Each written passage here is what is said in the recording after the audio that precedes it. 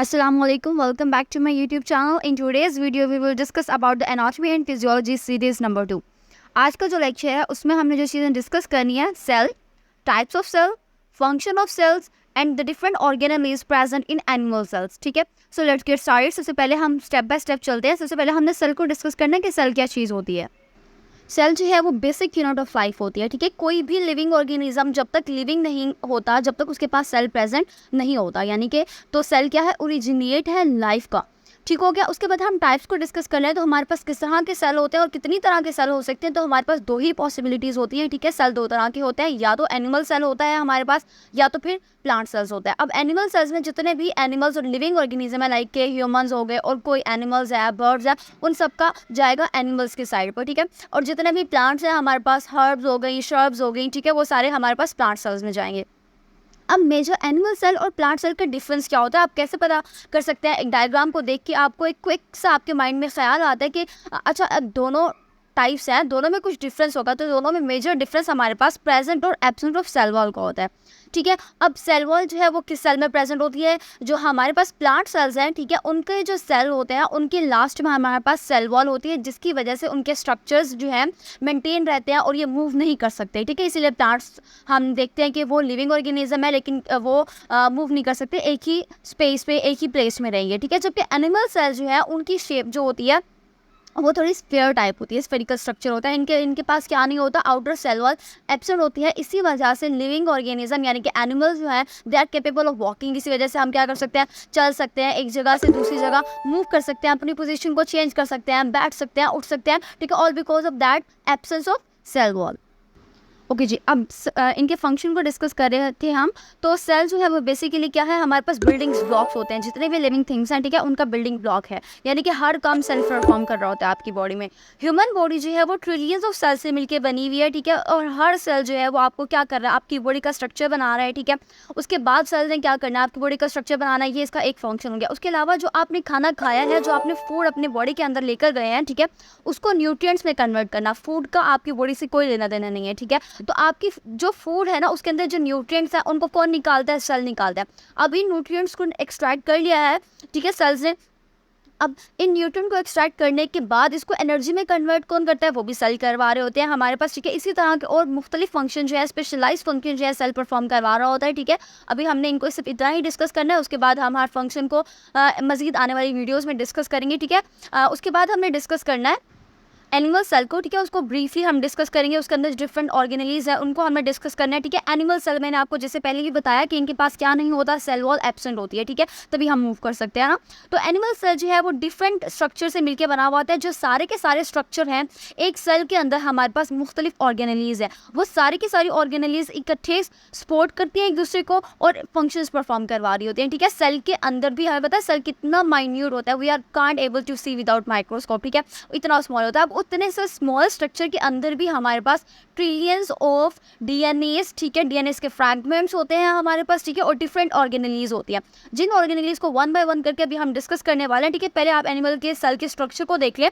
आपको एक sphere type का स्ट्रक्चर नजर आ रहा है, डायग्राम में देखिए पर्पल कलर का.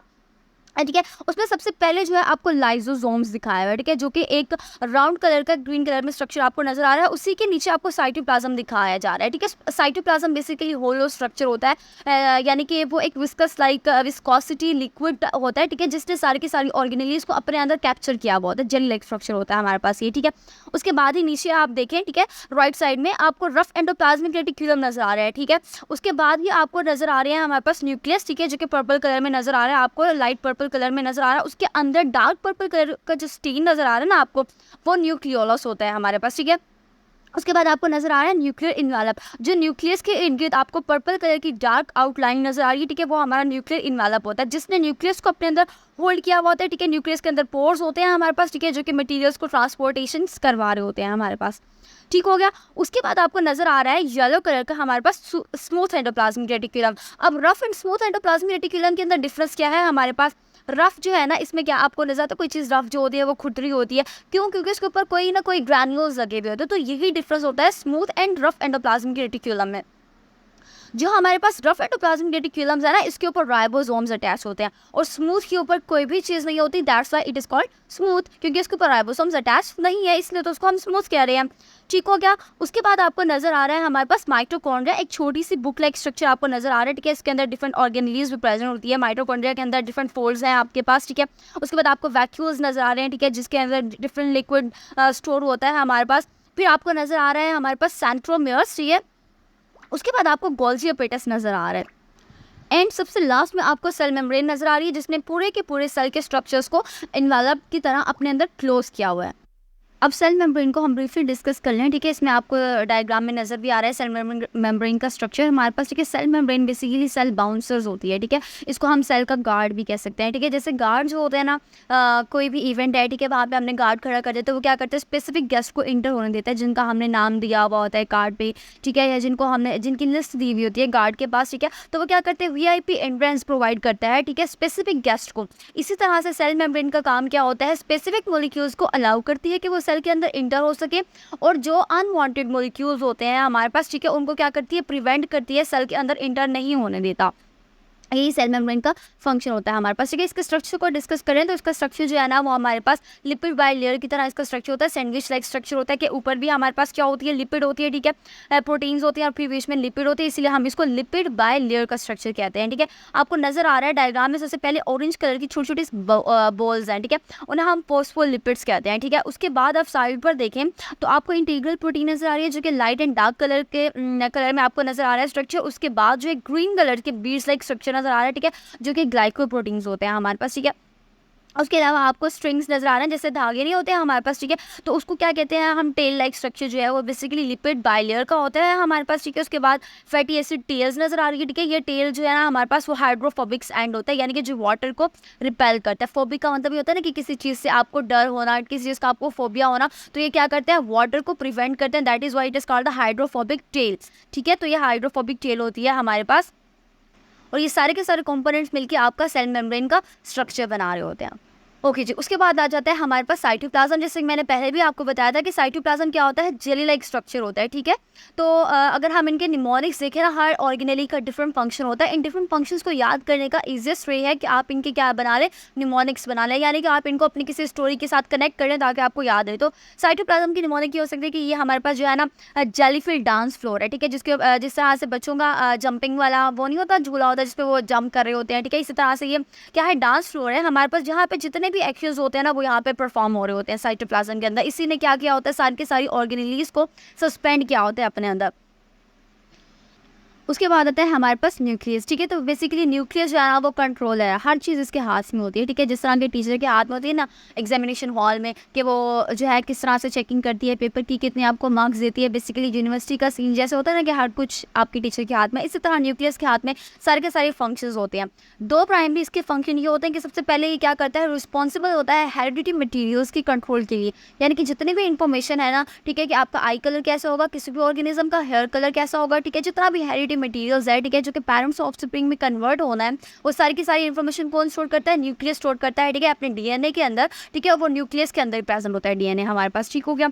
उसके बाद दूसरा इंपॉर्टेंट फंक्शन जो है उसको दूसरी कैटेगरीज में अगर हम डिवाइड कर लें, तो जैसे कि मैंने आपको बताया कि सारे के सारे फंक्शन इसलिए परफॉर्म करने हैं, जैसे कि प्रोटीन के सिंथेसिस हो गया, सेल की रिवीजन हो गया, सेल की ग्रोथ का फंक्शन हो गया, ठीक है। सारे के सारे इंपॉर्टेंट फंक्शन न्यूक्लियस परफॉर्म कर रहा होता है। अब इसके स्ट्रक्चर को देख लें, बहुत क्यूट सा स्ट्रक्चर है इसका, पर्पल कलर का आपको नजर आ रहा है। जो नीचे पर्पल कलर का आपको स्ट्रक्चर नजर आ रहा है, ठीक है, वो एंडोप्लाज्मिक रेटिकुलम के साथ कनेक्ट हुआ होता है, ठीक है, नजर आ रहा है।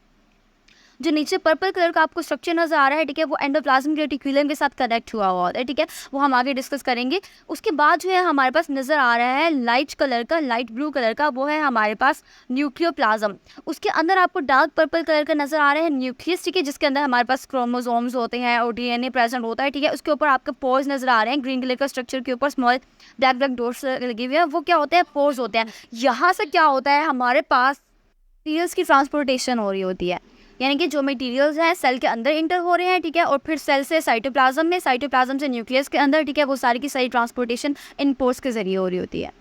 ओके उसके बाद आता है हमारे पास mitochondria, the powerhouse party animals, यानी कि ये क्या है, पावर हाउस है सेल का, जितनी सारी एनर्जी जो है वो इसने प्रोड्यूस करनी होती है। It's work like as a DJ, ठीक है, जैसे कि डीजे जो है ना वो किसी भी इवेंट के अंदर जान डालता है, ठीक है, नॉन स्टॉप रेवेन्यू ऐड करता है। इसी तरह से माइटोकॉन्ड्रिया का काम है कि एनर्जी को स्टॉप नहीं होने देना, एनर्जी को ख़त्म नहीं होने देना, ठीक है, वो जितनी भी एनर्जी है जिस टाइम भी बनेगी वो कौन बना रहा होता है, हमारे पास माइटोकॉन्ड्रिया बना रहा होता है, ठीक है। इसके स्ट्रक्चर को देखिए, ग्रीन कलर का स्ट्रक्चर आपको नजर आ रहा है, ठीक है। सबसे पहले जो है ना इसकी आउटर मेम्ब्रेन है, ठीक है, वो आपको येलो कलर से नजर आ रही है। उसके बाद उसकी इनर मेम्ब्रेन है, ठीक है, उसके बाद इसके अंदर आपको नजर आ रहे होते हैं हमारे पास राइबोसोम्स के स्ट्रक्चर, ठीक है, और उसके अंदर माइटोकॉन्ड्रियल डीएनए। अब माइटोकॉन्ड्रिया जो है वो सारी की सारी एनर्जी कैसे प्रोड्यूस कर सकता है, इस वजह से प्रोड्यूस कर सकता है कि माइटोकॉन्ड्रिया का अपना ओन डीएनए भी प्रेजेंट होता है, यानी कि हर माइटोकॉन्ड्रिया के अंदर इट्स डीएनए ऑलरेडी प्रेजेंट है।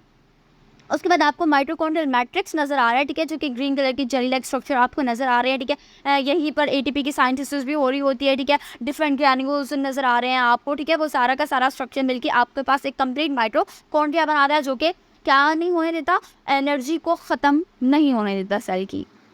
ओके जो उसके बाद है हमारे पास एंडोप्लाज्मिक रेटिकुलम, इसका एक बड़ा मजे का निमोनिक है हमारे पास, ठीक है, कि ये क्या है, हमारे पास फैशनेबल जो मोलिक्यूल्स होते हैं ना, ठीक है, उनके लिए क्या है हमारे पास कैटवॉक का जरिया है, ठीक है। जितने भी फैशनेबल मॉलिक्यूल्स होते हैं ना वो क्या कर रहे होते हैं, यहाँ पे कैटवॉक कर रहे होते हैं। इनकी कैटवॉक के होने के साथ साथ क्या काम हो रहा होता है, जब ये यहाँ पे कैटवॉक कर रहे होते हैं सेल की वॉल के साथ इसका स्ट्राइक होने से पहले पहले उनको क्या कर लिया जाता है, पैक आउट कर लिया जाता है, ठीक है।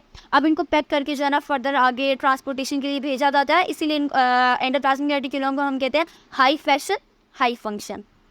देन है गोल्जी अपरेटस। अब गोल्जी अपरेटस का काम क्या है, जो वहाँ से हमारे पास फैशनेबल मॉलिक्यूल्स आए थे ना पैक हो गए, उनको सॉर्ट करना है, उनको मॉडिफाई करना है, यानी कि जो सिमिलर्स हैं उनको एक साथ कर देंगे। जैसे हम कहते हैं ना कि अपने काम को सॉर्ट आउट कर लें, अपने क्लॉथ को सॉर्ट करके रखें, ठीक है, अपनी बुक को सॉर्ट आउट करके रखते हैं। इसी तरह से इन्होंने डिफरेंट मॉलिक्यूल्स को जो वहाँ से पैक होके आए हैं उनको सॉर्ट आउट करना है, फिर उनको पैकेजेस बनाने हैं, ठीक है, उनको मॉडिफाई करना है कि कौन सी चीज़ की कमी है उसके अंदर इसने ऐड कर देना है, ठीक है। तो सारी की सारी मॉडिफिकेशन जो है प्रोटीन के पैकेजेस जो है वो सारा कौन करवा रहा होता है, हमारे पास गोल्जी अपरेटस करवा रहा होता है। वो आपको स्ट्रक्चर में नजर आ रहे हैं, ठीक है। वो स्मॉल वेजिकल्स लाइक आपको जो है ना सारे के सारे फंक्शंस को परफॉर्म कर रहा होता है, स्मॉल वेजिकल्स जो है ना हमारे पास बना रहा होता है। अब ये जो वेजिकल्स इसने बना दिए हैं, जो अब इसने मॉलिक्यूल्स बना दिए जिनकी पैकेजिंग भी हो गई है, ठीक है, अब इसका काम क्या है, इसने ट्रांसपोर्ट करवाना है, ठीक है। बन के वहाँ से भी आए थे, इसने मॉडिफाई किया, ठीक है, उसको उसके बाद जो है ट्रांसपोर्ट का काम इसने करना है। अब इसने सेल से आउटसाइड लेकर जानी है, ठीक है, वो जितने भी एनर्जी वाले मॉलिक्यूल्स हैं, वैक्यूल्स हैं, उनको ट्रांसपोर्ट करवाएगा। ओके जी, लाइसोसोम्स को हम कहते हैं कि क्लीन अप क्रू है। इसके अंदर क्या होते हैं, हमारे पास डिफरेंट टाइप्स के ट्विस्ट होते हैं और ये टाइनी वैक्यूम्स की तरह, क्लीनर्स की तरह काम करता है। और ये क्या करता है, जितना भी ट्रैश होता है ना उसको पकड़ लेता है, ठीक है। जैसे आपने देखा है अपने घर की सफाई के लिए हम लोग वैक्यूम यूज़ कर रहे होते हैं ना, तो वो क्या करते हैं, सारे के सारे डस्ट को अपने अंदर सक आउट कर लेता है ना। तो इसी तरह से लाइसोसोम का काम क्या होता है कि इसने क्या करना है, जितने भी डैमेज है ना उसको रिमूव करवाना होता है। क्लीननेस का काम इसी का होता है हमारे पास। आपको इसकी डायग्राम का स्ट्रक्चर नजर आ रहा है, ठीक है, फ्रीज का स्ट्रक्चर नजर आ रहा है आपको, ठीक है, वो आपको नजर आ रहा है कि किस तरह से इसकी रोटेशन हो रही है। और ये इसी तरह से रोटेशन करते हुए क्या कर रहा होता है, सेल की डेब्रिस को रिमूव कर रहा होता है, ठीक है, जितने भी वेस्ट मटेरियल्स हैं उनको क्लीन कर रहा होता है, सेल से बाहर निकाल रहा होता है। ओके देन लास्ट में हमने डिस्कस करना है साइटोस्केलेटन को, ठीक है। इसका काम क्या है कि सेल को स्ट्राइक करता है पोज, यानी कि सेल को जो है ना डिफरेंट पोजेज जो है प्रोवाइड कर रहा होता है ये। जैसे कि साइटोस्केलेटन के नाम से आपको रिवील हो रहा है कि स्केलेटन का वर्ड इसके अंदर है। तो स्केलेटन का काम क्या होता है, आपकी बॉडी को स्ट्रक्चर प्रोवाइड करना, सपोर्ट प्रोवाइड करना, ठीक है।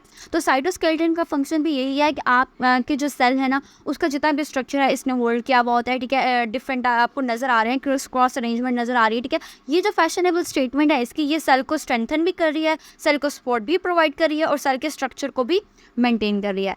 That's all, thanks for watching, do subscribe to my channel and don't forget to hit the like button.